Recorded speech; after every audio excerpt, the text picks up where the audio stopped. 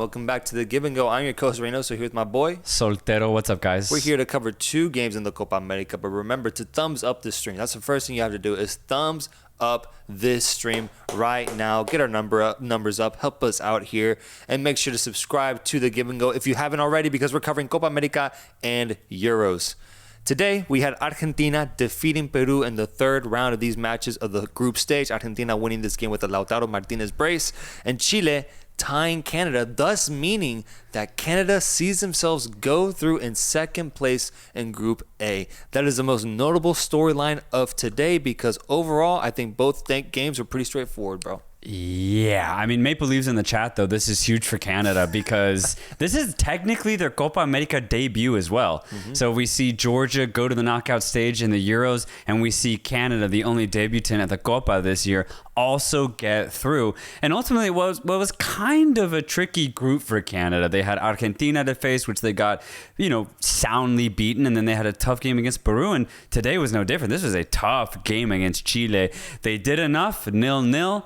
There was a very early red card, which is unfortunate for Chile because who knows what would have happened if there's 11 men for Chile for the entirety of the match. But it ends 0-0, and that's all Canada needed. Yeah, that's all they needed. Suazo getting the red card in like the 25th minute, bro. That's the worst thing that could have happened for Chile going into a must-win game. And just a second ago, when you said Maple Leafs go through, I legit thought you were talking about hockey. That's how unprepared I was to correlate Maple Leafs and Canada to progressing through in a major tournament in football because this team is doing something very special, very special. And I'm seeing the Maple Leafs in the chat right now. Canadians, tell me how you feel about this game. Tell me how you feel about it, about this result, because it's a massive, massive moment for Canadian football potentially being one of the only, if not the only CONCACAF team to go through. We're yet to see the results from the other teams, but it's amazing that they've secured their place in the next round. We'll see how the rest of CONCACAF does in this tournament. It's so interesting, though, because you look at this performance. I got frustrated at Canada in this match because every single ball that they sent in was just misplaced. But they had cross after cross.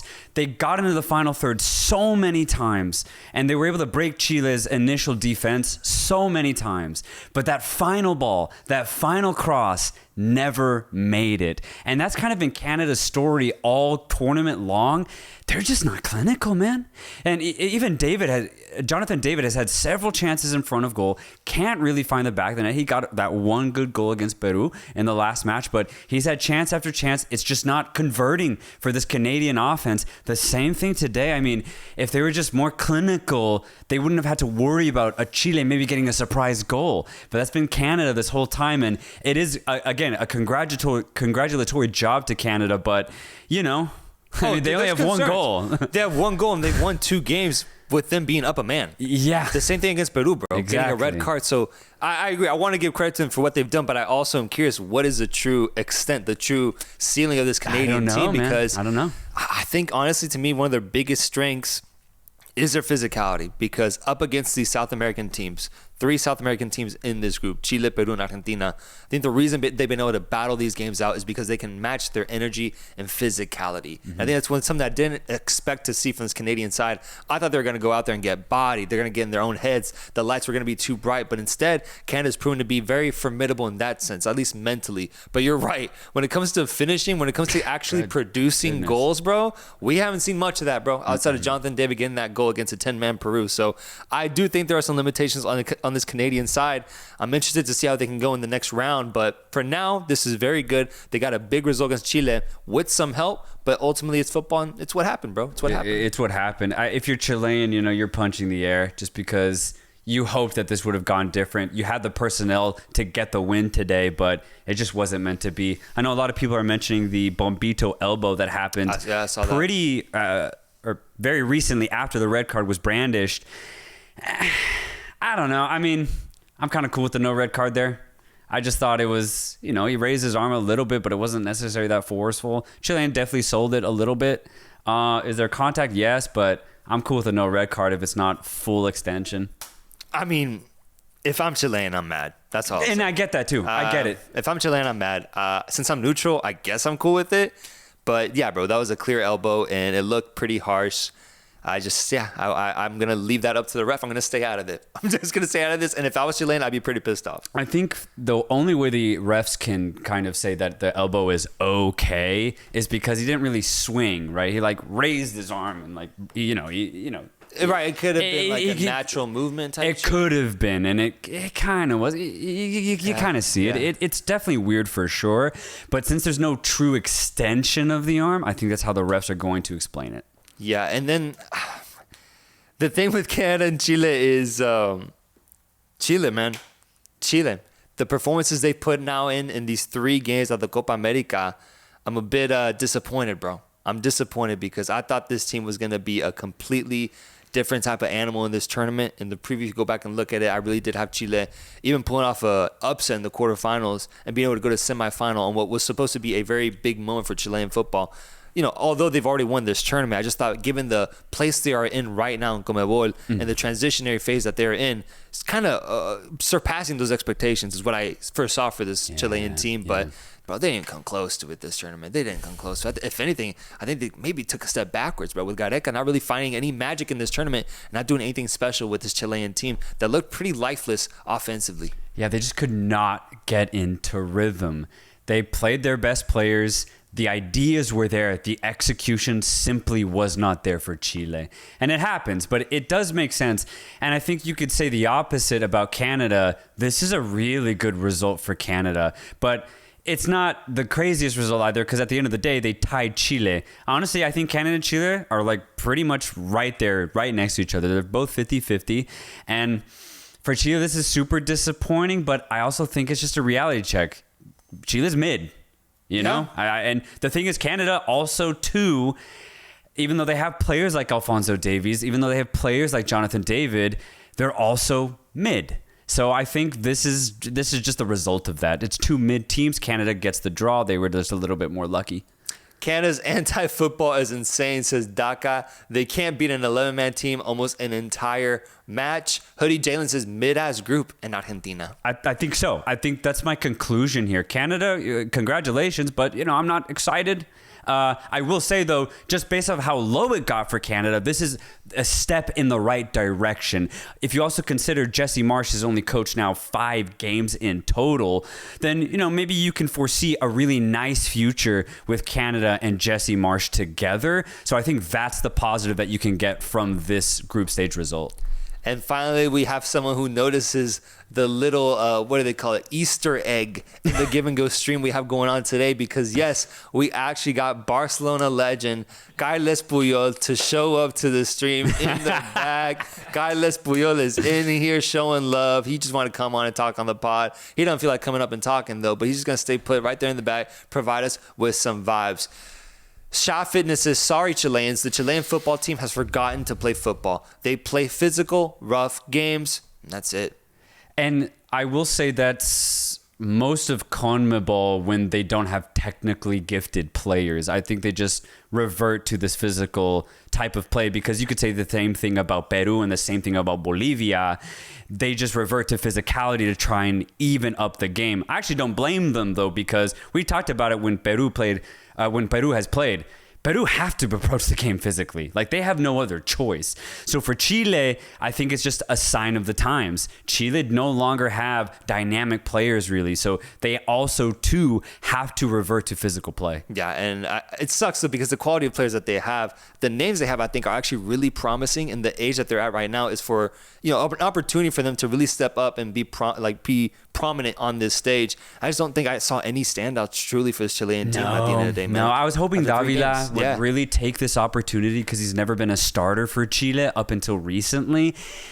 He was okay. Yeah. Osorio, Chileans were telling me about Osorio to check him out, and I didn't really get much from him. He was also just mid. Yeah. Same with Marcelino Nunez. Like, he did his job, but there was just no standout performances from this Chilean team. None. Yeah, and so Canada ends up going through. Do we have any other super chats before I move on to the next game? We have Abraham saying, what's going on with these early-ass red cards? What is going on with the players?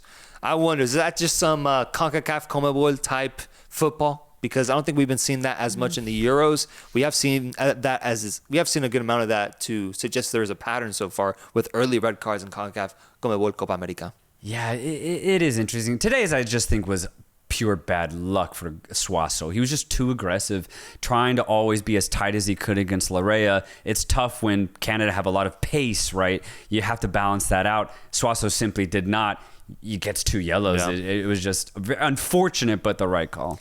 John Wilton says, you guys yap a whole lot of nothing. Z's. Bro, did you watch the games today, man? Today was a whole lot of nothing. What are you talking about? What do you want us to do? Did you watch the games today, bro? Watch the football on the pitch, and you'll understand why we're speaking the way we are today. There was not much to take away from today's matches outside of Canada progressing and making history for their country, honestly. Santi says, that Platense drip Soltero. Bro. I actually got this at the stadium in Buenos Aires, so big shout out to Club Atlético Platense. Damn, man. That's a shout out right there. Huge shout out, That's a shout out. Any Platense fans in the chat, that would hit, man. That would really hit.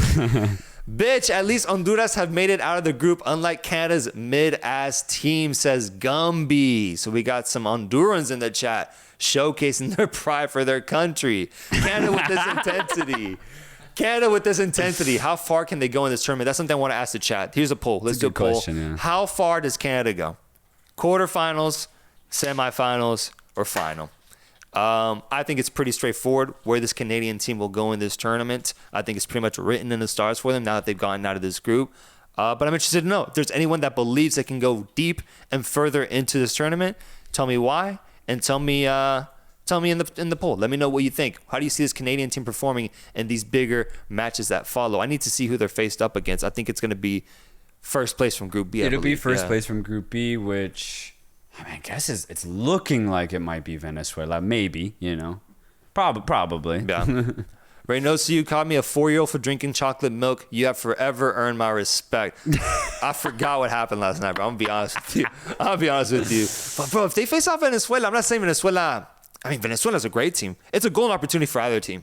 Yes. For either team? That's my take. Even if they play against Ecuador, or honestly, if Mexico can squeeze in because they still have a chance, whoever it ends up being, I do think Canada have a really good chance, truly.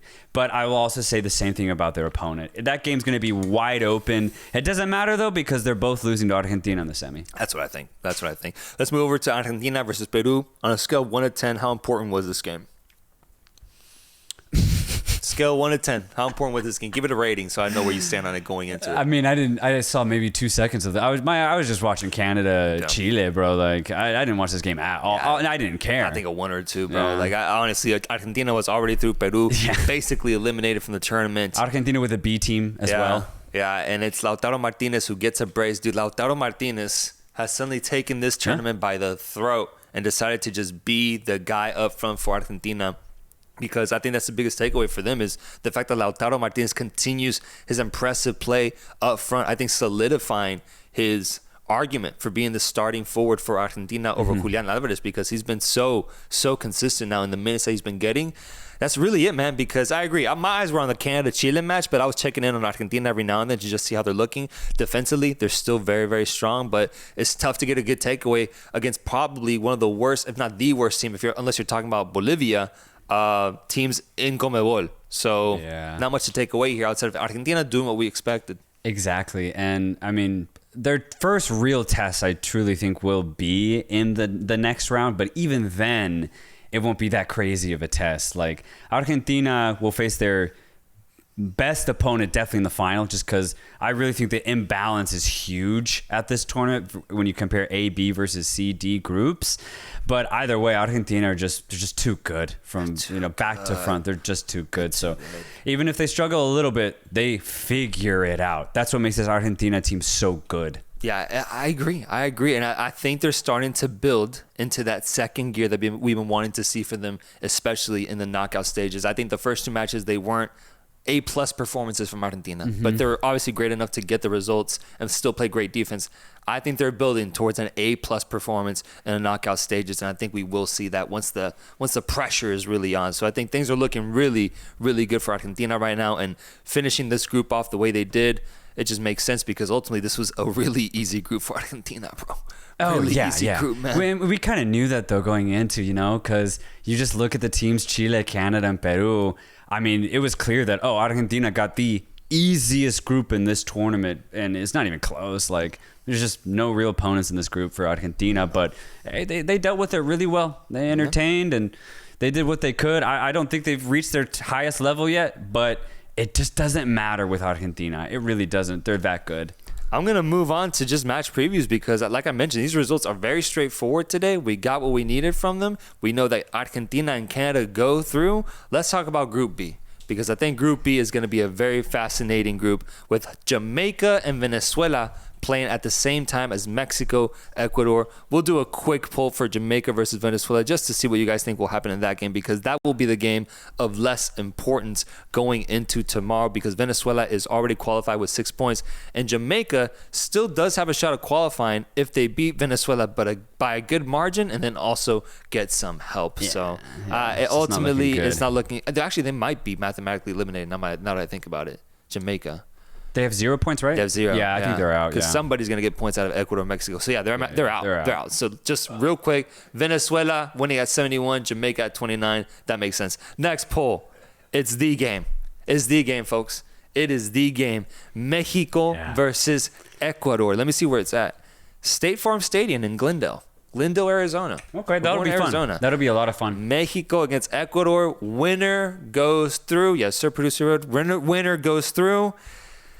If Mexico loses, they are out. If Mexico ties, they are out. If Ecuador does anything but win. I'm confused myself. Jesus Christ. Yeah, if Mexico win, they're through. I already said what I need to say. If Mexico win, I'm overcomplicating it. God damn, man. It's going to be a banger, bro. It's going to be a banger. I need to know, chat, how do you guys feel? If we have any Ecuador fans, if we have any Mexico fans, let me know what's going to happen. Are we going to get a 0-0 like GD Plasman says? Alan Medilla says, heart says Mexico. Mine says Ecuador. Let's see, man, because Mexico is coming off of a loss against Venezuela 1-0, and Ecuador is coming off of a victory against Jamaica, which was 2-1, 3-1. So 2 really interesting performances for both these teams to come off of. Salts, time to submit your prediction. Who's winning this game? Who's getting the result? I just think Ecuador is going to get the result. Maybe they win, maybe they draw. And I say that because I do think Mexico is going to make this as tight as possible. I thought they had ultimately a good game against Venezuela. They just couldn't finish. And for Mexico, I have the same type of performance here against Venezuela. It will be tight, but I just don't think I see Mexico beating Ecuador. That's the problem. And they have to win here. I don't see that happening. Ecuador will get at least 1 goal, or it just stays 0-0. And that only helps Ecuador. So I think for Mexico to get a win, I just don't see it happening. It's going to be tough because apparently the lineup already was, leaked, I guess. Like, we already know what it's going to be, apparently. Yeah. And same lineup from the last game. Jimmy Lozano's making no changes after the performances we saw from the subs that came in and had impact last time. Yeah, he's still starting Antuna on the right, which I think is a big mistake given what we saw from Chino Huerta, and then also the fact that we have Roberto Alvarado waiting for minutes after a really good season with Chivas. Then the midfield, still going with Charlie when I think there's guys like Cortizo or maybe even like a Marcelo Flores to just give a shot, give some minutes, give him a chance to see what we can do with him. A new player, a new type of energy that maybe he can provide. And then at the back, it's just the same lineup. So I think that's one of the biggest mistakes going into this game. If that lineup ends up being true, then I definitely think Ecuador has this in the bag. Because we don't really, I just don't really see Mexico imposing themselves offensively, bro. Like you mentioned, we really only do that unless we're against the ropes. Right. Like once the pressure's on, once we're down a goal, then we'll start attacking. And we've never really been in a situation where going into it, we need a victory. I just don't know if we can get that right off the back. If we can impose ourselves without making ourselves weak at the back as well. So I think Ecuador does have the quality to beat us. My heart is going Mexico on this one. I'm going to root my ass off. But I'm just saying it is going to be tough. It's going to be tough against an Ecuadorian side that, if they achieve their best potential in this game, could end up becoming a really good team to watch going into the knockout stages. Yeah, and that's actually a great point, and it's what I'm going to be looking for in this match. Ecuador need to take this game and play their best football because they're going to have a hell of a game against Argentina if they play in second place, if they finish in second place. So they need to have their best game against Mexico for good preparation against Argentina in the next round.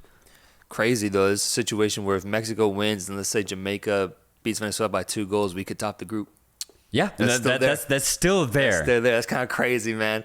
Daniel Corona says, I want Mexico to win, but if we do, Jimmy will stay. He needs to be out. Hopefully we play cohesively. If not, Ecuador is going to wipe the pitch. I agree with that completely. I agree. Ecuador's defense can make a difference here. First time I've seen Ecuadorian defenders playing in good teams in Europe. Absolutely, That's also man. a big point, man. That's also a good point. Pacho ni campeón. Pacho's a baller. I'd be really happy if I was Ecuadorian. Yeah, I'd be very happy. How active he is, man. Preciado's so active, dude. They do have a great backline now I think about it. Mexico losing at 35%. Mexico winning at 35%. Ecuador winning at 52%. A draw at 13%.